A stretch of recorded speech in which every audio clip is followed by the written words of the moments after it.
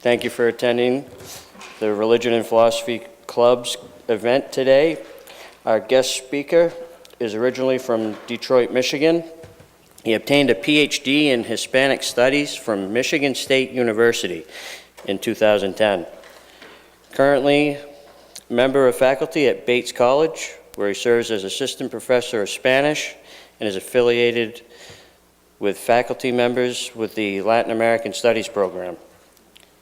His work examines race, slavery, and Afro-Caribbean religiosity in Black colonial literature, with emphasis on poetry and prose of 19th century Cuban writers. His essays are published in Palara, the Zora Neale, Hearst and Forum, American Studies, and the internationally acclaimed Cuban journal, Del Caribe.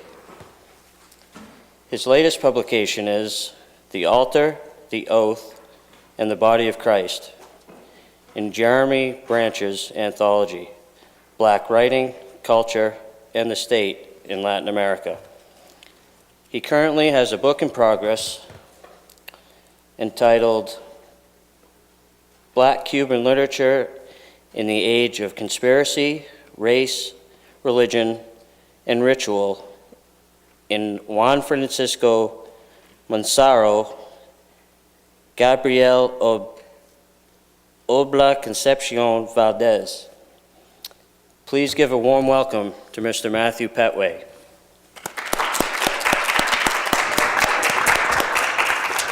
Thank you. Thank you very much. And I think I want to thank you for the opportunity to be here at the University of Maine. Though I've been in Maine for some time, this is probably the first time. This is the first time I've actually been in Farmington, believe it or not. And so this is, for me, a very exciting opportunity. And my chicken scratch, I think, got in the way of some of those pronunciations. So you know, if it caused you to chuckle, you know, it's probably based on the way that I write. But today, I want to give a talk entitled, as you can see here, The Altar, the Oath, and the Body of Christ, Ritual Poetics in Cuban Racial Politics of 1844. And I'm asking a series of questions today concerning the relationship between loyalty, symbolic practice, and sacred authority. Loyalty, symbolic practice, and sacred authority. The topics that I deal with, race, slavery, transculturation, and religion, tend to be very dense. And a lot of times when I present these things to my students, I find myself in a situation where I need to not only explain, but to kind of situate the characters that I'm talking about and try to introduce concepts that will facilitate understanding. I understand there's many people here today, however, at the University of Maine that study religion, and so I'm confident that much of what I'm saying will be legible, and if it's not, hopefully at lunch we can clear it up. I want to especially thank the Philosophy and Religion Club, as well as Professor Jennifer Reed for the invitation. Today there's 2 to 3 questions that I'm asking you to consider as I begin this conversation about 2 anti-colonial, anti-slavery conspirators, one by the name of José Amores and another who went by the name Fermin Gangá. Gangá being an interesting surname, not something that would have been assigned him by his owner or enslaver, but a name that he chose for himself. And it's the latter of the 2 conspirators that I want to place emphasis on today. The first was a sacristan in the Catholic Church in the early 19th century in the Spanish colony of Cuba, a colony that remained very much in the grip of the Spanish Empire of Queen Isabella II, or Isabel II in Spanish, long after other parts of Spanish America had freed themselves, and Brazil, in fact, had become independent. And the second, Fermin Gangá, was himself an African-born person, believed to be from West Africa. We're not exactly sure where he was from, but we believe it was either Sierra Leone or Liberia. And so it's the way in which these 2 men come into contact with one another that I want to frame the story. So what are the 2 questions? One is, I want to ask you to consider What is the power of the oath? And to whom do I swear allegiance? To whom do I swear allegiance? When the lights are off, when no one else is in the room, when I'm alone with my thoughts, to whom am I loyal? To whom am I faithful, and why?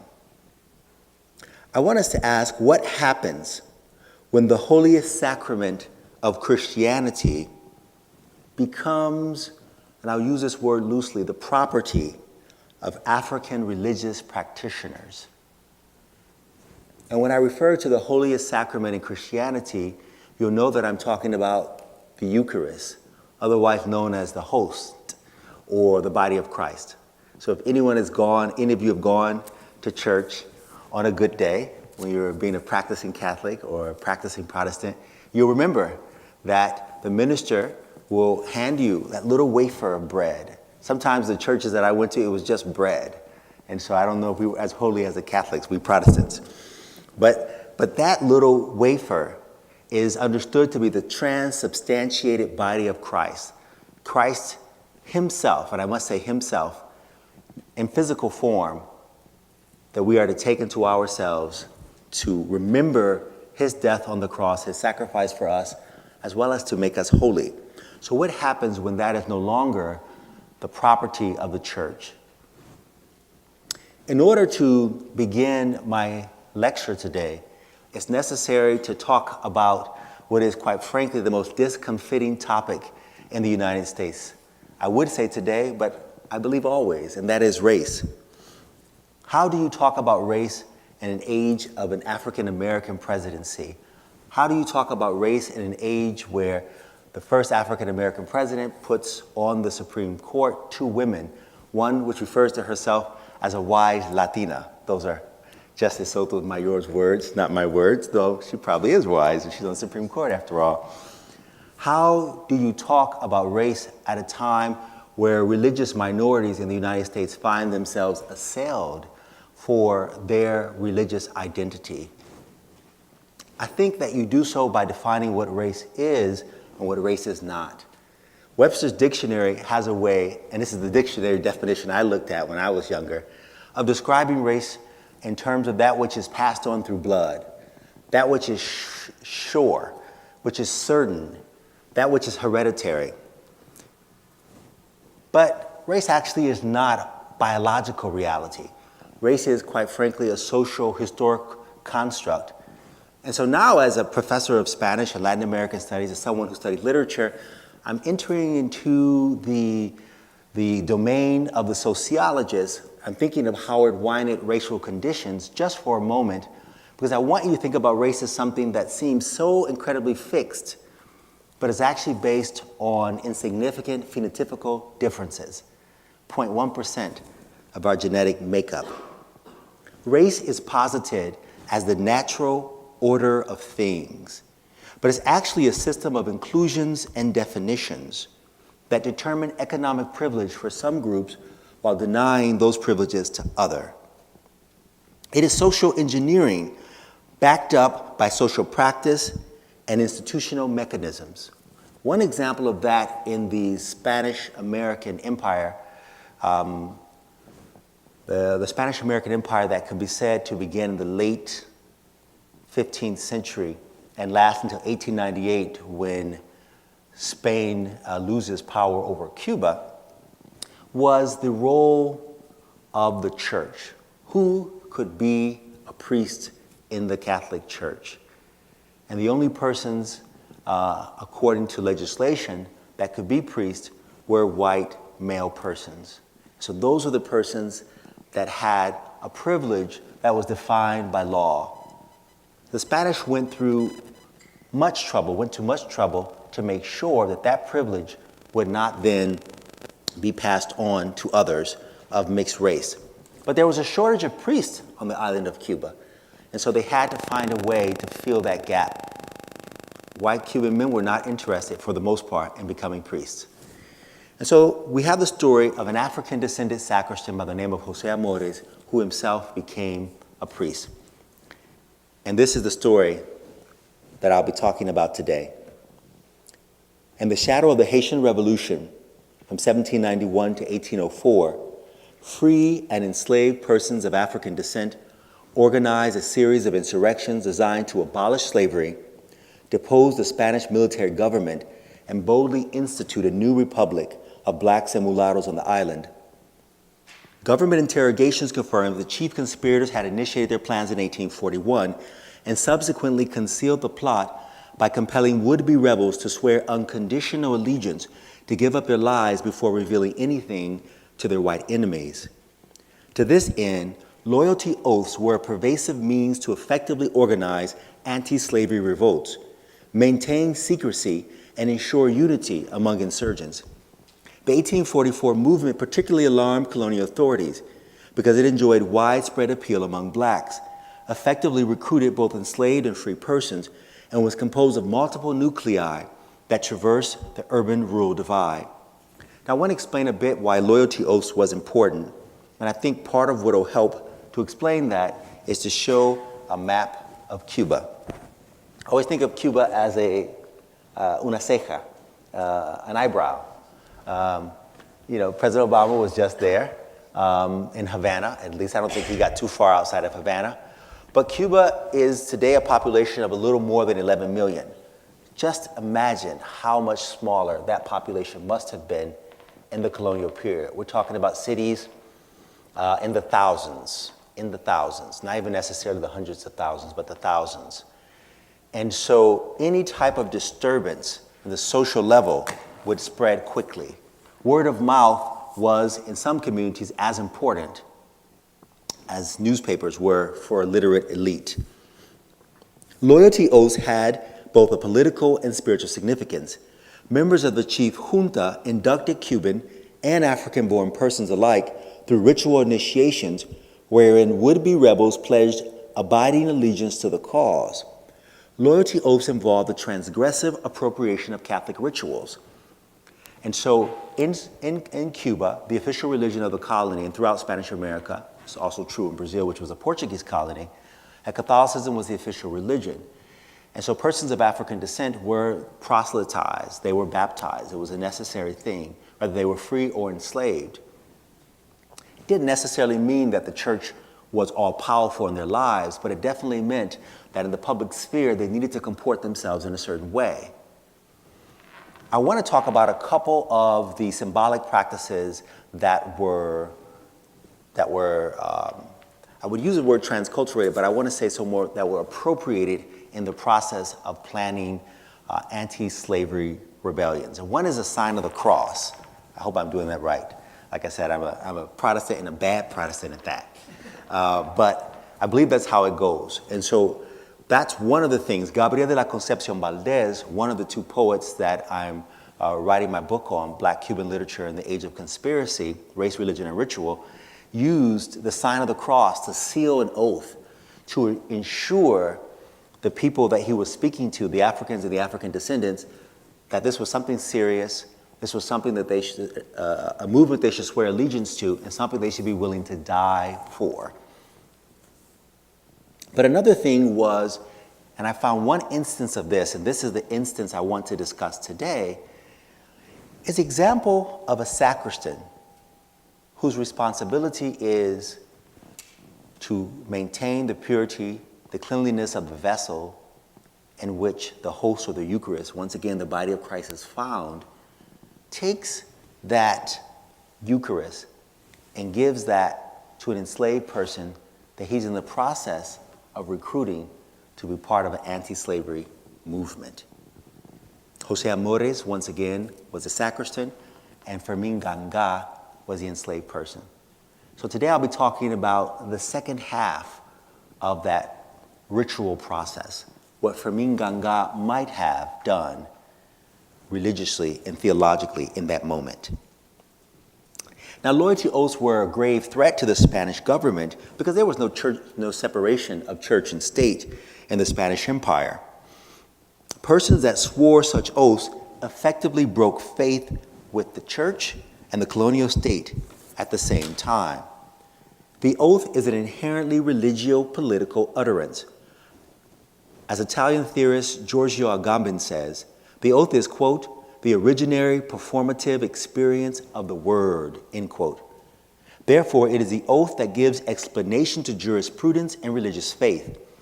The oath event is both a speech act intended to swear faithfulness and consecrate the human being through the word. J.L. Austin says that the speech act considers the entirety of the situation in which speech occurs in order to establish a parallel between statements and performative utterances. Austin envisions the issuing of a performative utterance as the realization of a deed.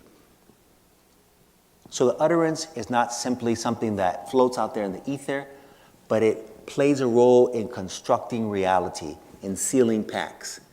And I want to use what is perhaps one of the simplest examples. It's the example that J.L. Austin used in his work, now over half a century old.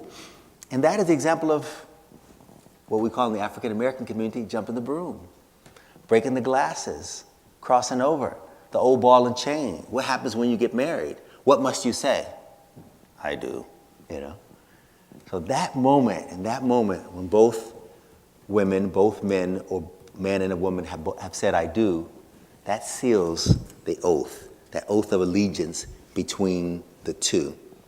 So I'm taking that relationship between speech and performance, and I'm theorizing a notion that I'm calling ritual poetics. Ritual poetics, something that has been theorized in African American theater studies, but I'm speaking of it in a different way today. Ritual poetics are verbal practices performing language as sacred discourse, but sacred discourse that's inscribed on the body. Ritual poetics derives its power from the speech act's capacity to manifest language in everyday circumstance, having been forged through the intractable conflict and asymmetrical dialogue between disparate spiritual traditions in the Cuban colonial context. I acknowledge the top-down relationship between the sacristan, José Amores, and Fermin Gangá. But I recognize that that's the result of imperial standards. It doesn't necessarily reflect African-descended political organization. And since José Amores was himself a person of African descent, we don't know exactly what his relationship looked like with his congregants. But the fact that he's said to have seduced, this is the word of the Spanish government, the psychosexual notion of conspiracy, to have seduced 24 different people, you can imagine there was quite a bit of back and forth because he would have had to convince them of this conspiracy. Once again, where do your allegiances lie? This lecture tells a story of loyalties betrayed, of persons unfree that risked life and limb to challenge the Spanish Empire in an effort to conquer freedoms they had been denied. In 1844, the Spanish military tribunal responsible for investigating what triggered a series of insurrections told a compelling story of their own about a religious man charged with upholding the sacred duties of the church that had betrayed that trust in order to enlist other blacks in revolutionary struggle against empire. The government narrative alleged that African-descended sacristan José Amores had seduced Fermin Gangá, an enslaved captive from West Africa, to partake in a widespread conspiracy, quote, to exterminate the white population, end quote. As the government story goes, José Amores recruited dozens of persons into the genocidal plot, and what is more, he availed himself of the sacred authority of the Catholic Church in order to deceive his proselytes and mislead the children of God in an unholy alliance against the natural order of things. But the military tribunal seems to have been most alarmed by the way Amores chose to recruit Fermin Gangá in the 1844 movement. Under interrogation, Fermin Gangá not only claimed that José Amores had urged him to take an oath, but also that the sacristan had presented him with the consecrated vessels and obliged him to seal his vow by kissing the ciborium. So I want to take a moment here to show you a couple of things, because I think that we need visual aids. We learn from listening and we learn from seeing things. This is an image of the church in San Pablo de Bainoa, a structure that's in the process of being, I want to say, renovated. It's a small town not too far from Matanzas, south of Matanzas. And we believe that this may have been the very church where José Amores acted as father of the church, where he acted as a priest. We should remember that because of the racial order, he was not legally allowed to become a priest, but he acted as a sacristan. He developed a relationship to the congregants where he was himself father of the church. He developed an edifice of authority around his position. So Catholicism functioned in some ways to change the orientation of persons of African descent to the material and spiritual world, but once the religious materials were in the hands of Africans and in the hands of persons of African descent, what precisely would happen with those materials is a different question. I want to evoke Fernando Ortiz's notion of transculturation and trying to understand what happened on that day to the host from the position of this West African man, Fermin Gangá. So this is an image of the church, and I think this is Caravaggio. Caravaggio is where José Amores was from. I'm not sure when this church itself was constructed, but I do believe the first image is from the 19th century, the town where José Amores actually performed his duties.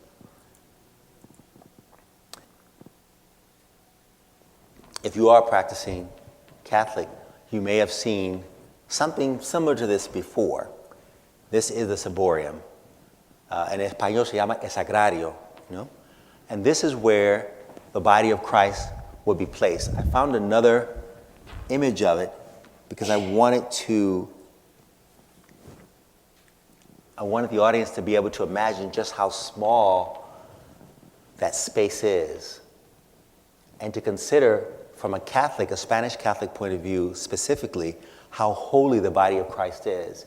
If Christ indeed died for the sins of the world, and all mankind and womankind or humankind are deemed sinful, then there is no salvation without him. His body is something to be ingested, to be revered, to be worshipped, because his sacrifice made our lives and our eternal redemption possible. And so in the statement against, the sentence against José Amores and Fermin Gangá, there's a sense of indignation. And I want to talk about that government narrative a bit more now. And I'm going to ask you to pull out the sheets that you have. I'm convinced that this will help us to return to the 19th century by having the images and having the text in front of us. I've translated this. I didn't put the Spanish original. I thought it might take up too much paper. But I want us to think for a minute about the government story, and then I want to posit an alternative viewpoint, an alternative story. The government narrative of 1844 is a violent story of intrigue and chaos, designed to manipulate entrenched white suspicions of black ambitions for political power. All the while, the government narrative silenced African-descended aspirations for the abolition of slavery and the establishment of a society based on racial egalitarianism. The official narrative goes something like this. In 1844, José Amores seduced and initiated 24 different people into a broad conspiracy to annihilate the peaceful white inhabitants, take possession of the island, and commit, and this is important, this is very gendered, commit unspeakable acts on defenseless white women. I will cite extensively from the sentencia, the sentence, in order to provide the precise context in which Amores administered such an oath. Quote, "The freedmen penetrated the farms, the country roads, and even the bohíos themselves, disseminating their maleficent ideas. They haven't concerned themselves with anything else for some time now. The seed had penetrated in all directions, and they only needed a sign to set in motion such a horrifying sacrifice," end quote. So I want to explicate this text a bit here before moving to the next passage, which is much longer and discusses Fermin Gangá and José Amores. The language of penetration is probably the first thing that stands out to you, but there's another two words that also have a very strong psychosexual content, and that would be disseminate, right, as in semen, and seed, as in semen. So I want you to ask, why would the Spanish government, the military commission, find these language, the most effective language, for convincing a frightened white public, which was by this time in Cuba a demographic minority, of the danger of the conspiracy? There's no mention of the torture of enslaved persons. There's no mention of the fact that children are being sold. There's no mention of the fact that that slave persons are working sun up to sundown. There's no mention of the righteousness of the cause of those that are fighting. Instead, there's a construction of innocence on one end and villainy on the other. Can we come somewhere to understand this? Seditious sacristan, quote, among the infinite schemes that they have employed to seduce and astonish the slave masses are atrocious and unmentionable acts. Such is the plan executed by one of the chief spokesmen, not content with increasing his proselytes through ordinary oaths and death threats. He trampled on the most sacred and respected item of all Christians, the most sacred and respected item of all Christians. He had the audacity to remove the ciborium of the holiest sacrament from the tabernacle, and obliging a slave to kiss it, he made him swear his support to the exterminator party, promising stealth and offering to die before revealing anything to the whites. So testifies Fermin Gangá of Don Antonio Garcia Flores on record sheet 937, who swore such a severe oath. This audacious and sacrilegious mulatto exercised the function of the sacristan. He called himself father of the church and was supposed to give the first mass in the town of Caraballo, giving thanks to the Almighty after having consummated such an atrocious plan. And there's a second piece there that I won't read. The plan is called atrocious, horrible acts, unmentionable. I want to get inside of that. I want to try to think about the relationship between language, authority, and symbolic practice. Colonial society is represented in the sentencia, an Hispano-Catholic language, as a divinely sanctioned social structure besieged by vicious persons who would pervert its holy mission and its natural hierarchy. The judgment against the town of Bainoa is the official government narrative of the events of 1844 that makes explicit claims to veracity in order to justify the imprisonment, torture, executions, and coercive expatriations of enslaved and free persons of African descent thought to be involved in the plot. Sanctioned by Queen Isabella II of Bourbon, the sentencia reads as a biting refutation of conspiracy and revolt. And I want to take this moment now to discuss another story. If, as the military tribunal claimed, José Amores knowingly appropriated and refashioned the symbolic practices of Catholicism in accordance with a revolutionary theology, so that the tools of normative religious discourse became tools of uprising, what was Fermin Gangá's relationship to those same symbolic practices? So the piece that I'm speaking on today comes from a book chapter of the same title, The Altar, the Oath, and the Body of Christ. And it's published by Jerome Branch, a book called Black Writing, Culture, and the State in Latin America, which just came out last October after much waiting. Those things take a while, though. And in the essay, I explore two theological moments. The first theological moment being that of José Amores, what José Amores might have understood with regard to the body of Christ. How might he have interpreted and understood it? And I theorize that he would have looked at it as a suffering body, but as a black body that would be unified in the struggle against Spanish Empire, against the injustice of Spanish Empire. And I use black Cuban not Black Cuban, excuse me, Black Catholic theology in order to theorize that moment where the body of Christ becomes the lynched body, the body on the lynching tree. Think the U.S. South less than 60 years ago. Think James Byrd. Think colonial Cuba. But Fermin Gangá had a different orientation to spirituality. So I want to talk about his relationship to this very same thing. And don't think that the body of Christ for him becomes a body that is indeed a Black Christ, but rather that is transculturated with an African divine spirit that he himself would have known and revered. So let's think for some moment before I get back to the nitty-gritty of this or the reading of this. Let's imagine that we're in that small church in San Pablo de Bainoa, and we have two men, at least two men present. We don't know if there are other proselytes there, because the record says that José Amores recruited 24 persons and was accused by 36 persons of conspiracy, which makes it very likely that he was involved in serious recruitment efforts. But there's only one text, only one historical text that tells us anything about José Amores, and it's the Sentencia. It's so large, it's at Harvard University. It's so large that I couldn't put it in a PowerPoint presentation.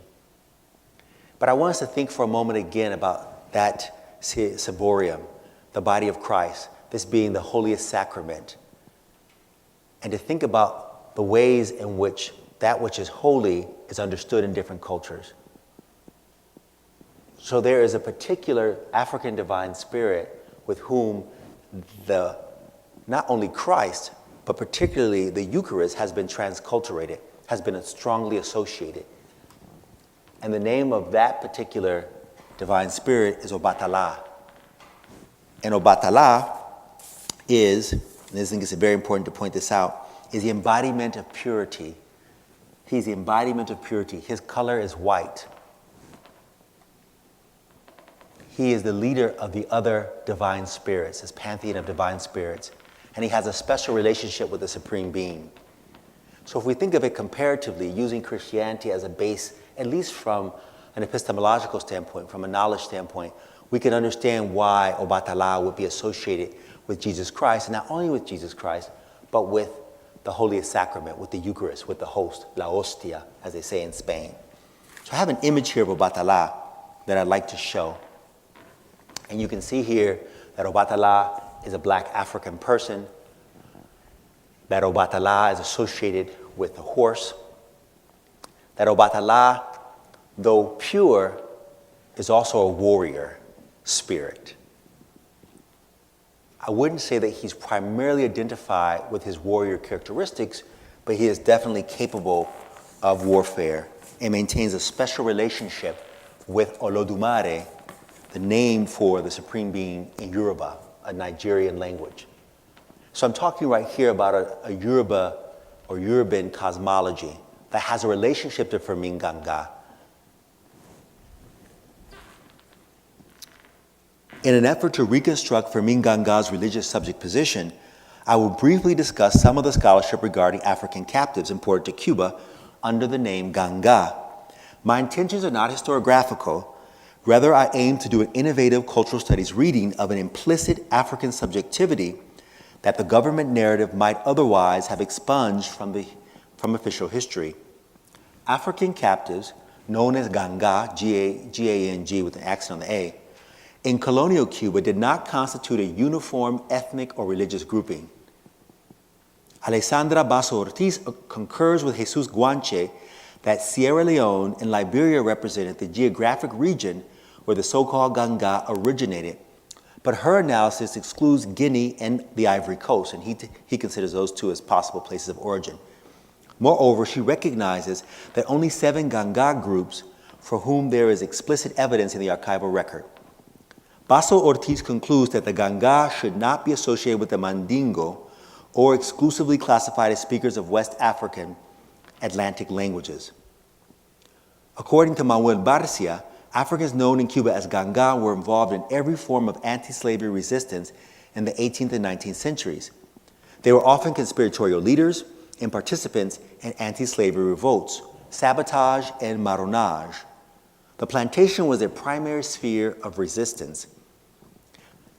Notwithstanding ethnic incongruities, historians agree that persons known as Gangá were frequently involved in anti-slavery resistance, and they played a role in the 1844 movement that both José Amores and Fermin Gangá were a part of. Histories of the 1844 movement mention persons carrying the ethnonym Gangá, or the ethnic name Gangá, who accessed ritual powers as tools of insurgency.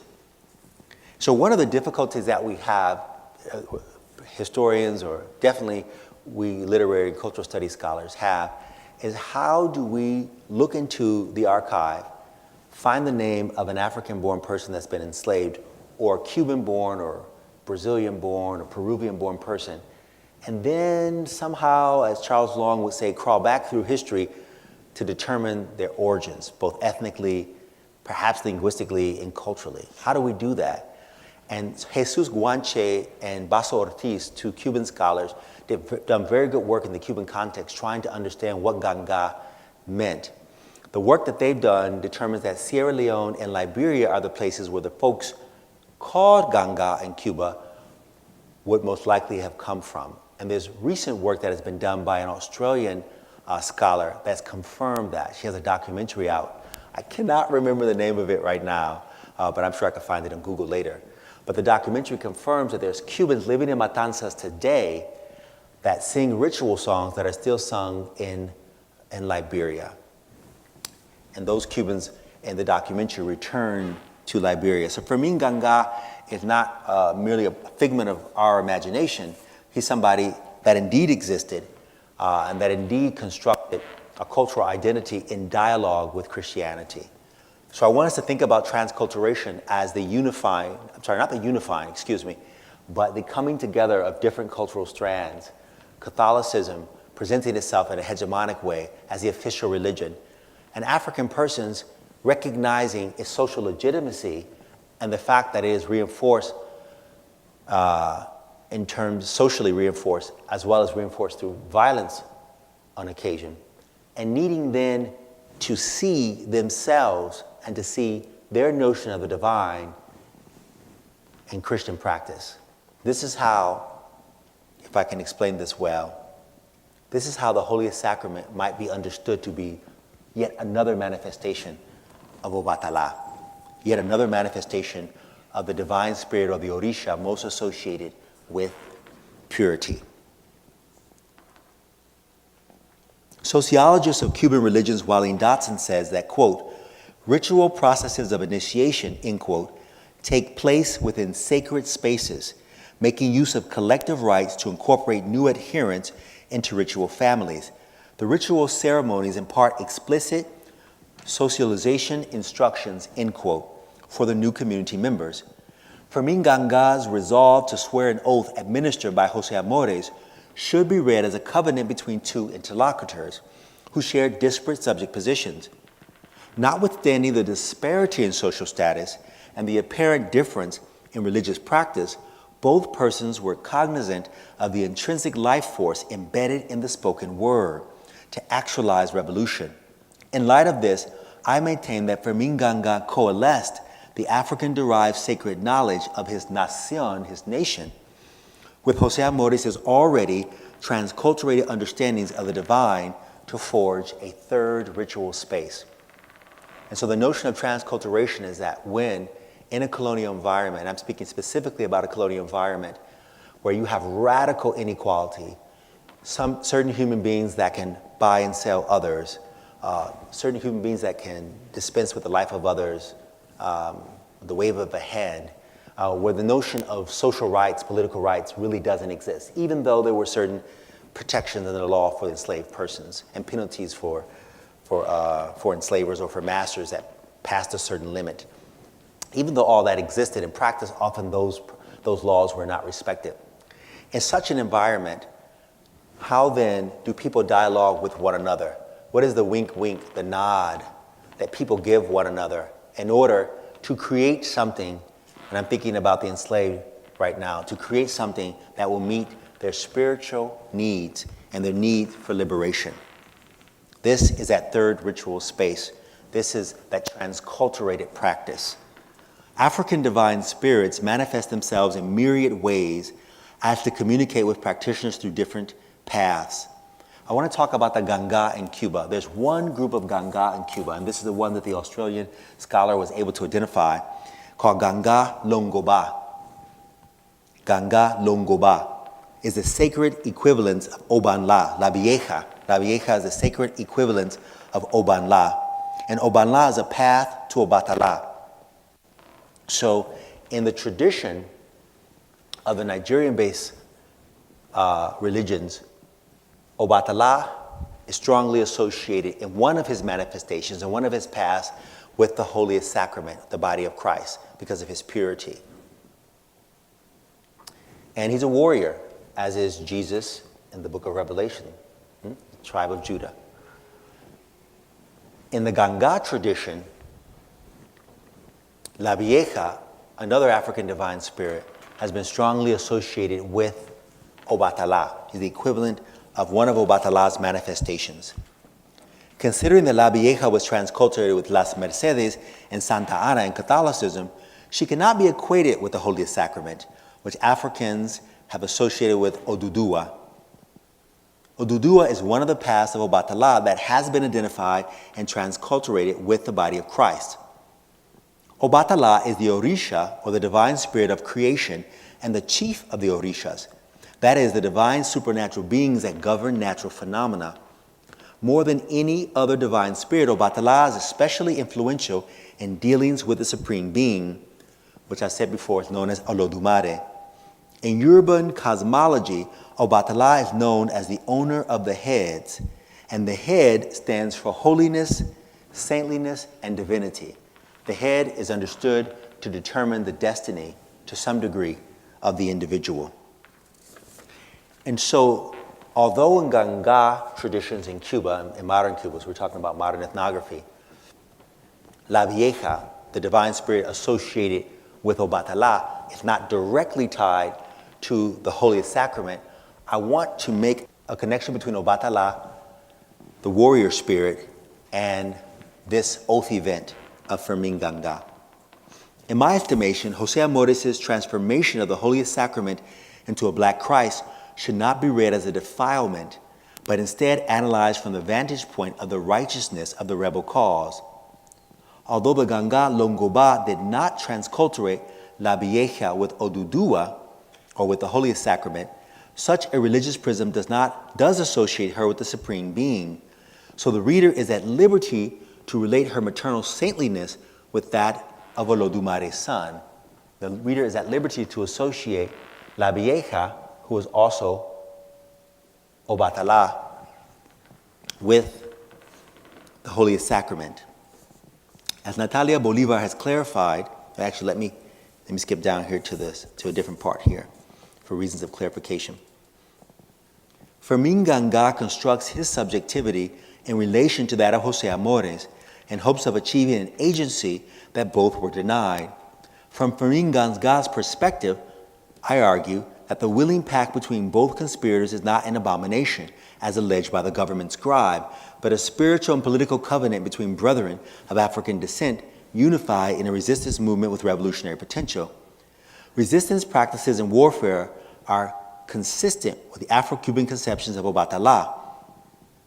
In some Cuban households of worship, Oduduwa, which is one of the paths of Obatala, is conceived as a warrior spirit on horseback wielding a machete. As you can see here, he's on horseback. That's not so much a machete as much as that is a sword. Obatala is omnipotent, omnipresent, and omniscient, possessing the same characteristics that belong to the Supreme Being. When Fermin Gangá takes the body and blood of Christ, he is partaking in a body that has been darkened, if you will, by the ritual poetics of the oath administered him. In the religio-political logic of Fermin Gangá José Amores' ritual, Jesus Christ of Nazareth is black. But in the case of Fermin Gangá, the black body of Christ is again transfigured, this time being rendered as Obatala. I maintain that Fermin Gangá's transculturation of the Blessed Sacrament amounts to a second theological moment. The omniscient warrior will lead the sacristan and formerly enslaved recruit in battle as they strive to abolish racial slavery and enshrine a new order of things. The oath event embodies and performs the power of the spoken word so that it is, as Agamben says, quote, a consecration of the living human being through the word to the word, end quote. And I want to move here to wrap up, move towards the end here. I want to return us to the question of where do our loyalty lies? To whom do we plead allegiance and why? What is our relationship, or what is the relationship between symbolic practice, the oath?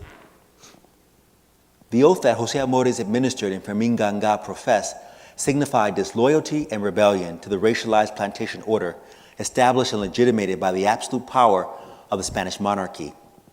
Even so, Fermin Gangá's confession to the military commission breaks faith with the sacred covenant among African-descended brethren that he swore with José Amores. So the only way we know about this, presumably, this is what the sentencing document, the judgment, tells us, judgment against the town of Bainoa. The only reason we know this is because Fermin Gangá confessed it. So if the oath itself was dangerous to the Spanish government because it broke faith with the colonial state, disavowed the queen, right, and broke faith with the church, now Fermin Gangá, a co-religionist, has broken faith with José Amores, who was most definitely executed by the Spanish government, who was decapitated, whose head was impaled, like that of Nat Turner in the United States. After all, the passages I have been analyzing are a government reconstruction of Fermin Gangá's confessions. The judgment reads, quote, he, José Amores, made him swear his support to the exterminator party, promising stealth and offering to die before revealing anything to the whites. So testifies Fermin Gangá of Don Antonio Garcia Flores, end quote.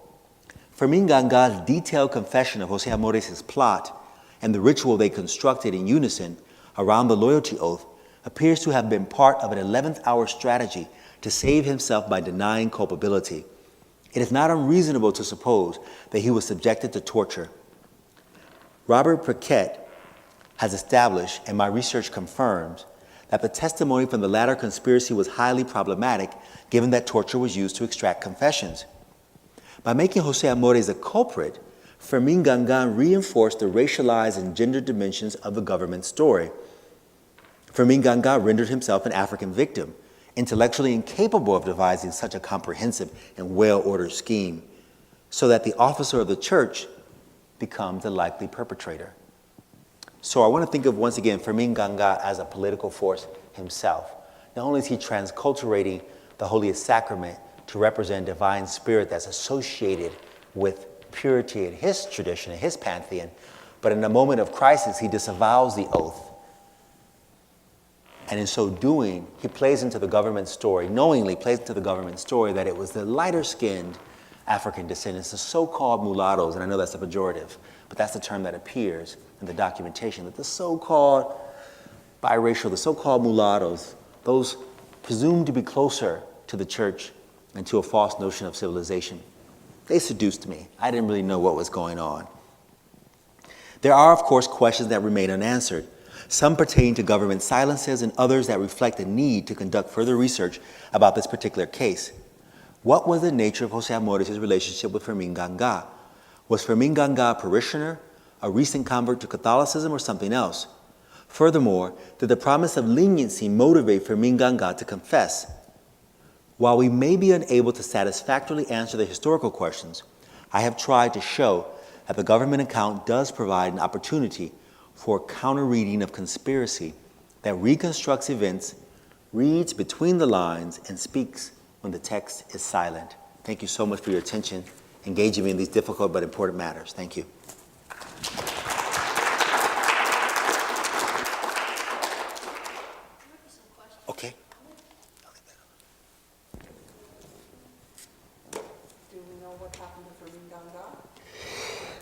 That's a great question. Thank you. We actually do not know. The sentencing document is the only source that I've been able to find in this voluminous testimony. The testimony about 1844 is so thick, it's so dense, copious, that historians haven't seen it all. The London Record Office has files on this. In Spain, the archives in Spain have files on this, or I should say documentation. Harvard University has some things. I learned some things from a private collection, working with a scholar by the name of Daisy Cuey Fernandez, who was a mentor of me in Cuba. And so it's possible that there's something else out there about Fermin Gangá, some more information, but to this point, I've only found one reference, or one historical source or archival source, I should say, that refers to both of them. So we don't know what happens to him. Because he confessed and disavowed the movement, and he was apparently able to appeal to the racist logic of the empire that he wouldn't have been capable of anything but a brute act of violence. He wouldn't have been capable of planning such a thing. Now, obviously, that's false. The Haitian Revolution demonstrates that that's false. But because he was able to appeal to it, he may have saved his life. He may have saved his life. He may have preserved his life. Some people were imprisoned. Some of the co-religionists of the 1844 movement were imprisoned. Both of the poets that I'm writing my book on were imprisoned. One of them was executed. That's the one that used the sign of the cross as to seal his oath. That's Gabriel de la Concepción Valdés or Plácido. Others were executed, like Plácido. Others were exiled. So we don't know what happened to him.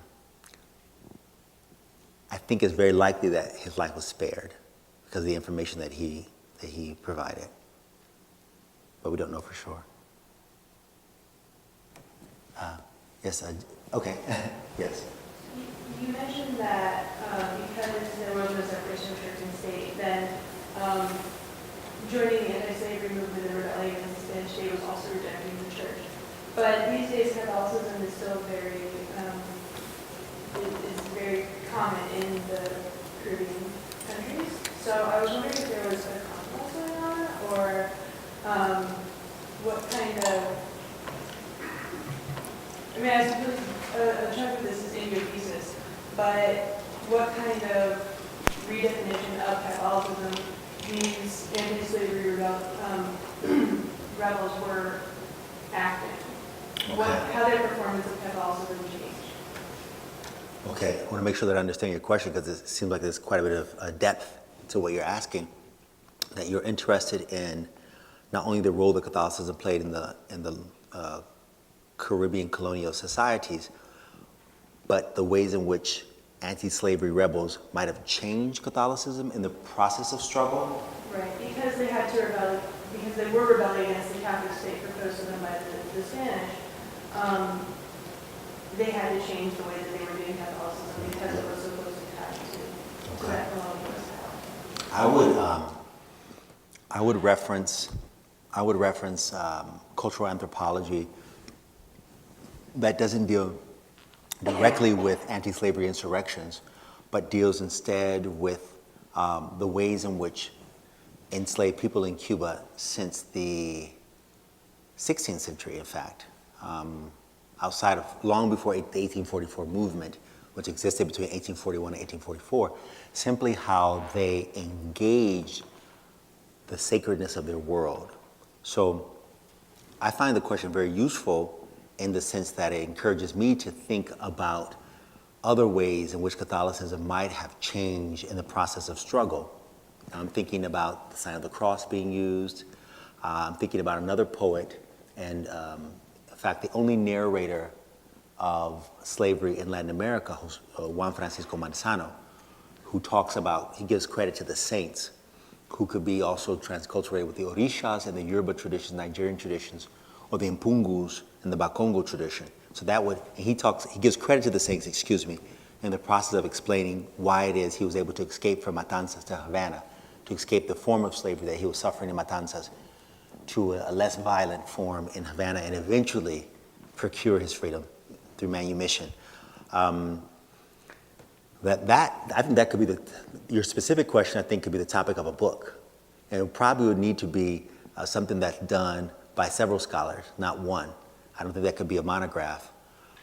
But with regard to the ways in which Catholicism was changed, we'd have to go back, in the Cuban context, we'd have to go back to the 16th century. I'm thinking of Wileen Dodson's book, Sacred Spaces in Oriente Cuba, because the first African captives that were brought to Cuba were brought from the Kingdom of the Congo, and they were Bakongo people. Many of them were Bakongo people, and they spoke a language called Kikongo. And so they came with, some of them came with some exposure to Christianity, but still maintained a relationship to the universe that was very different. For example, the forested wilderness was like a tabernacle in their tradition. It was a place where you go for medicinal purposes and to communicate with a divine entity or ancestors or spirits of the living dead. And so I would say that the best way to go about looking for an answer to that is to go back to those original moments and to ask what ways did Catholicism change in the process of transculturation, the long process of transculturation. And I'll just mention a couple of ways in which I'm familiar with it having changed. One thing is that symbolic practice like the sign of the cross didn't or ceased to mean what it is that the priest intended for it to mean. So you're thinking that this is a way of signaling the Holy Trinity. Well, then the Holy Trinity becomes, in the research the things that I've researched, less significant than the saints. The saints are more important because they're the intermediaries between between practitioners and Olodumare or Nsambi in the Congo traditions. They are the intermediaries between man and God or woman and God. And so they become very, very important, those intermediary spirits. Another way in which it's changed, and George Reed Andrews talks about this in Afro-Latin America very, very briefly, but he does a pretty good job. It's talking about the importance of African drumming. I do not know how to drum, but I would love to learn. But African drumming, and how African drumming itself, he talks about Montevideo, Uruguay, Buenos Aires, Rio de Janeiro, Brazil. And I'm thinking of an example of the Congo de Villamella in the Dominican Republic. Once the African drums are brought in, that also means that that Africans had the ability, as they worshipped, the Virgin Mary or whatnot, they had the ability to invoke, the ancestors and spirits of the living dead. And so there's many ways in which it would have changed. And I think it's important to look at how it began to change even before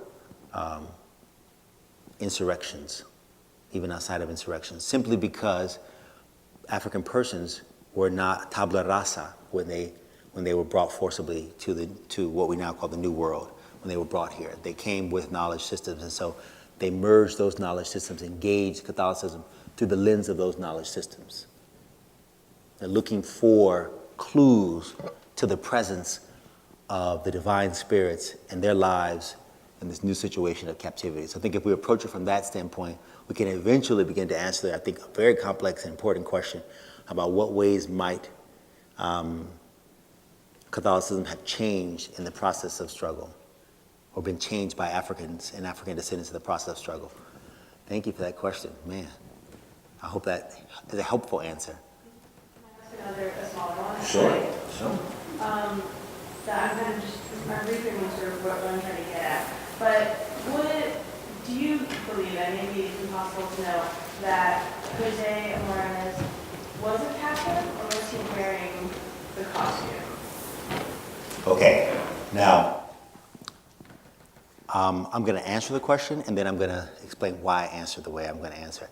I believe that he was a Catholic. I'm answering in that sense because African cosmologies, like the one that Fermin Gangá engaged, and that other African captives brought to Cuba, Brazil, Dominican Republic, United States, would have engaged, we're different from Western philosophies in the sense that they're not based on the principle of non-contradiction. So the principle of non-contradiction encourages us or drives us to say, well, why is he doing this if he is that? If he claims this identity, why is he doing the other? Where these cosmologies themselves were inter-epistemic. They're traditions that that encourage a confluence of beliefs where good and evil are not seen necessarily as absolute, ¿cuál es la palabra que busco? Antitheses, but are understood rather as coexisting, uncomfortably so. There's no good without evil. My first article, Ritual and Reason, Negotiating Freedom in Juan Francisco Manzano, I begin to engage that notion with Manzano because he appeals to a saint, Saint Anthony or San Antonio, who's been transculturated with El Legua or Legba. Mundo Lucero is his name, the same saint's name in another tradition, the Bakongo-based tradition. So with the book, one of the challenges that I've had is how do I write about these poets and demonstrate that, yeah, there's resistance here, they're familiar with the redemption narrative of Catholicism and of Protestantism for that matter, but they're not calling on the Christian God for redemption. Instead, they're going to intermediaries in order to procure power so they can free themselves. And in the process of trying to understand that, I realized that it was not actually helpful, or I think even historically accurate, most likely. I don't think that they abjured everything about Catholicism. They're using Catholicism to their purposes. They're using Catholicism to their purposes because they don't necessarily, they understand, I believe they understood, I think José Amores understood, that Catholicism could easily be oppressive. It could easily be a tool of manipulation in certain hands. But if they were able to engage the Catholic saints or Jesus Christ himself, in the case of Obatala, right, through their own lens, then they would acquire power within this new religion without the priests necessarily knowing they had done so. So, any other questions? I'll hold mine for lunch. Okay. Let you finish up. Okay, well, I very much look forward to lunch. And thank you very much for the invitation. Thank you. Thank you. Wonderful. Thank you.